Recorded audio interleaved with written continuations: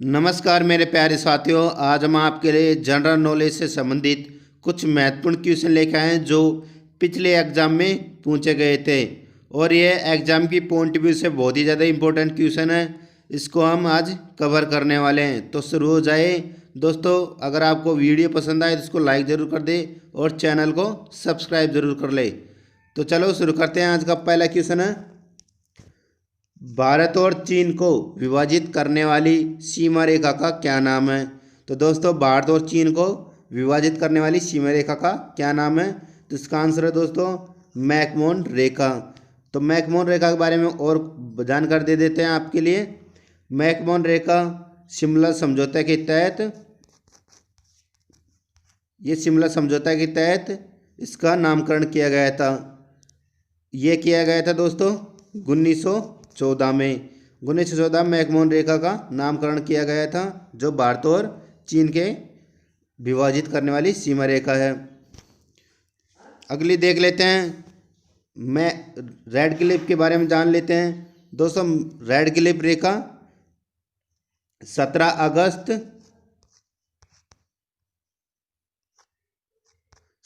1947 को इसके नामकरण किया गया, जब भारत और पाकिस्तान अलग हुए थे, दो कंट्री।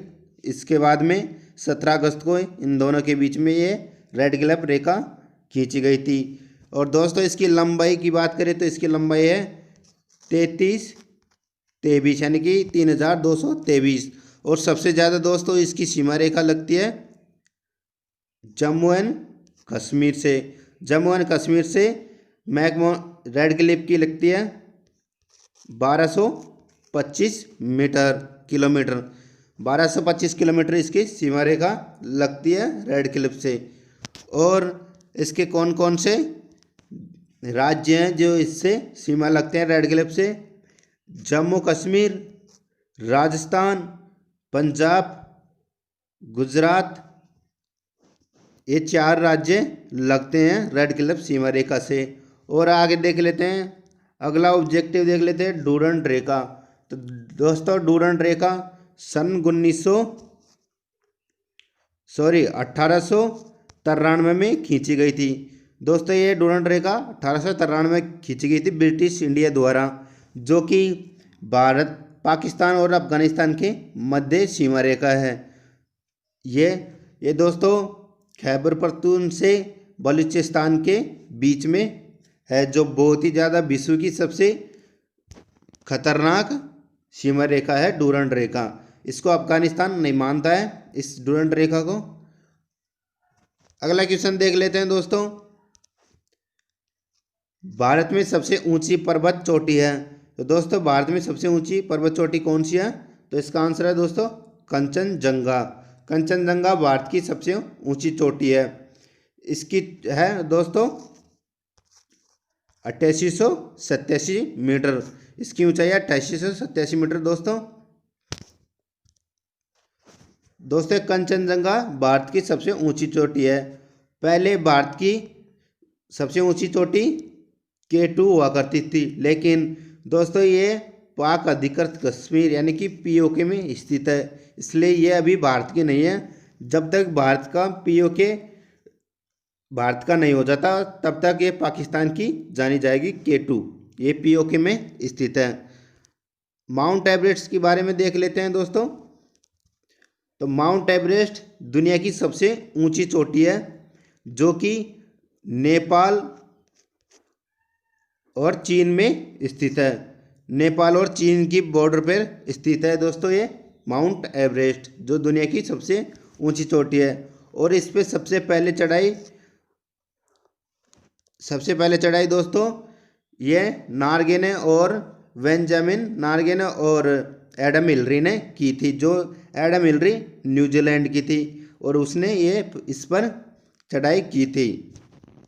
अगला क्वेश्चन देख लेते हैं, भारत में शांतिकालीन सर्च वीरता पुरस्कार है। तो भारत में शांतिकालीन सर्च वीरता पुरस्कार कौन सा है दोस्तों? इसका आंसर है अशोक चक्र भारत में शांतिकालीन का सर्वोच्च वीरता पुरस्कार है। और इसके अगले के बारे में देख लेते हैं, परमवीर चक्र, जो कि 26 जनवरी 1950 में इसकी नींव रखी थी। 26 जनवरी 1950 में इसकी नींव रखी थी। ये परमवीर चक्र दोस्तों भारत रत्न के बाद में दूसरा सबसे शौर्य सम्मान है परमवीर चक्र। और ये इसी कंबाइन में ये शौर्य और कीर्ति चक्र ये भी इसी कंबाइन में दिए जाते हैं शौर्य के सम्मान में भी। अगला बात देख लेते हैं कि भारत संविधान की 8वीं सूची में कितनी भाषाएं हैं। तो भारतीय संविधान की 8वीं सूची में दोस्तों कितनी भाषाएं हैं? इसका आंसर है 22 भाषा। और मुख्यतः इसमें कौन सी भाषा नहीं है ये आप कमेंट करके बस बताइए। मैं इसको वीडियो के लास्ट में बताने की कोशिश करूँगा इसमें कौन सी भाषा अधिकृत है, जो सबसे ज़्यादा बोली भी जाती है, वह कौन सी भाषा है जिसको इसमें सूची में शामिल नहीं किया गया है। मैं लास्ट में बता दूंगा इसका आंसर। अगला क्वेश्चन देख लेते हैं, इनमें से कौन सा अमल मनुष्य के उदर में पाचन में मदद करता है। तो कौन सा अमल है दोस्तों जो मनुष्य के उदर में पाचन क्रिया करता है? तो इसका आंसर है हाइड्रोक्लोरिक एसिड। इसके अलावा पोटेशियम क्लोराइड दोस्तों और सोडियम क्लोराइड इसके मिश्रण से अमाशय पाचन करता है, यानी अमाशय रस से बनता है हाइड्रोक्लोरिक एसिड HCl।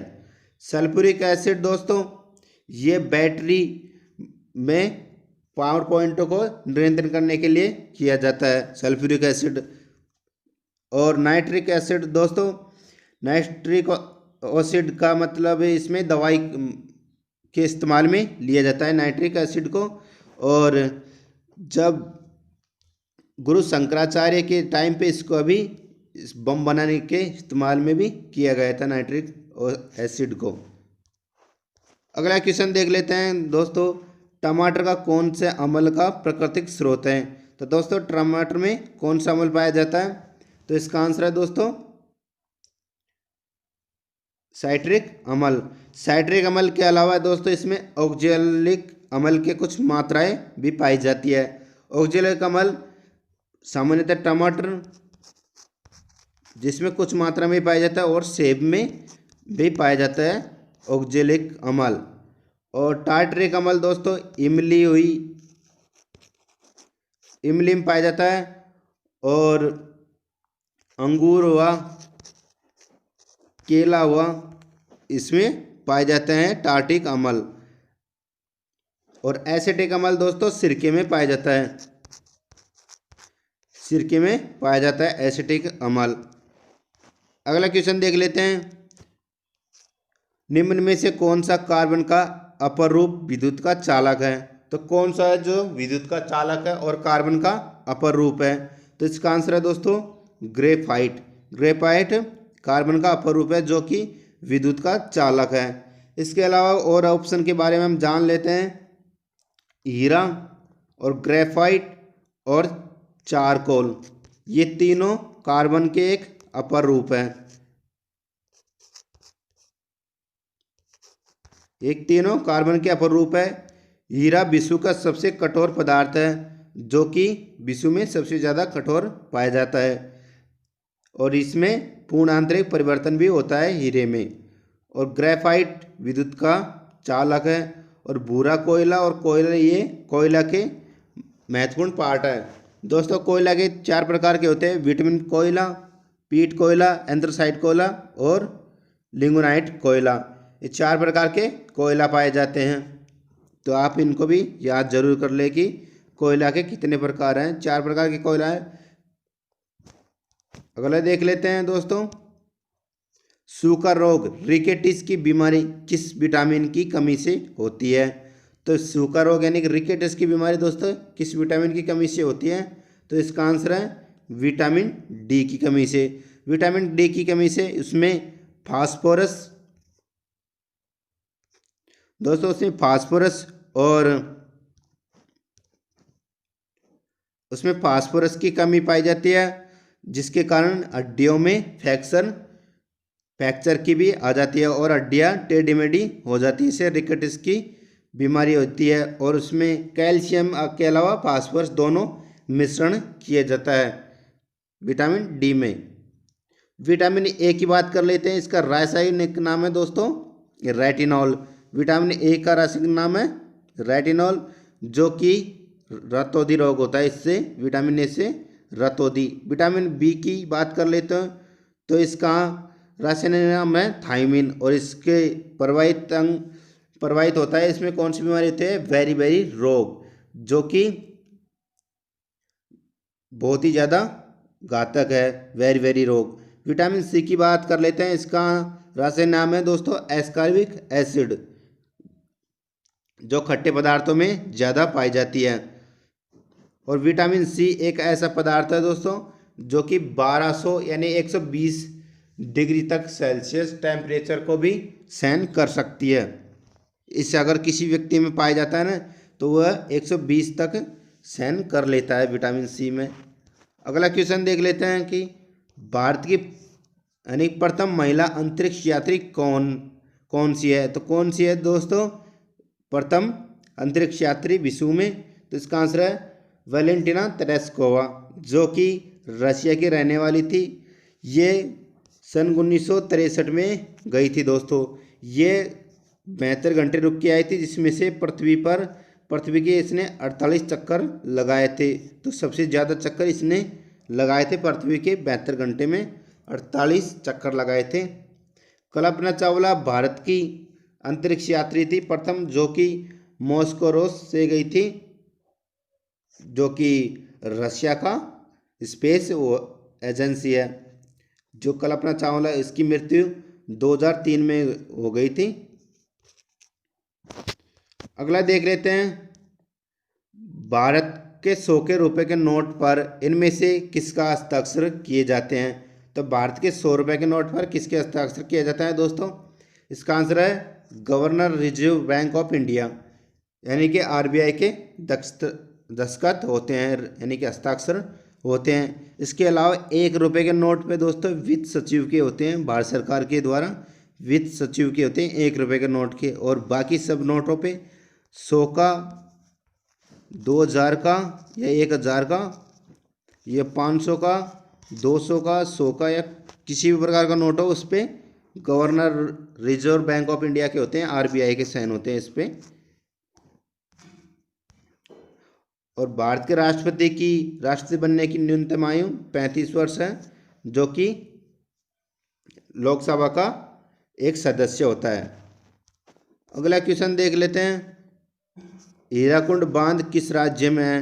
तो दोस्तों हीराकुंड बांध किस राज्य में स्थित है, ओडिशा में स्थित है, जो कि विश्व का सबसे बड़ा मिट्टी का बांध है हीराकुंड बांध, जो भागीरथी नदी के ऊपर बनाया गया है हीराकुंड बांध। तो दोस्तों ये थे कुछ महत्वपूर्ण क्वेश्चन। आपको अगर वीडियो पसंद आया तो इसको लाइक कर दे, चैनल को सब्सक्राइब कर ले और अपने दोस्तों के साथ शेयर जरूर कर दे। तो थैंक यू, जय हिंद, जय भारत।